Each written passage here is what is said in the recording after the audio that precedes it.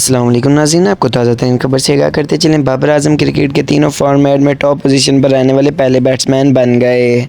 Video शुरू करने से पहले अगर आप हमारे चैनल पर नए हैं तो जल्दी से चैनल को सब्सक्राइब कर दें और वीडियो को लाजमी लाइक कर दें।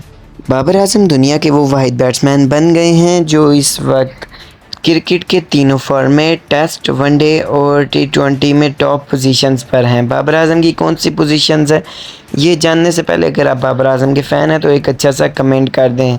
बाबर आजम टेस्ट रैंकिंग में नंबर 3 पर, वनडे रैंकिंग में नंबर 1 पर और टी20 रैंकिंग में भी नंबर 3 पर हैं। बाबर आजम दुनिया क्रिकेट के वो वाहिद बैट्समैन बन गए हैं जिन्होंने क्रिकेट के तीनों फॉर्मेट की रैंकिंग पर कब्जा कर लिया है। बाबर आजम ने श्रीलंका के खिलाफ टेस्ट मैच खेलते हुए सेंचुरी स्कोर की और उसके बाद टेस्ट रैंकिंग में नंबर 3 पोजीशन पर आए और ये एजाज़ अपने नाम किया। अगर आपको वीडियो अच्छी लगे तो वीडियो को लाइक कर दें, चैनल को सब्सक्राइब कर दें।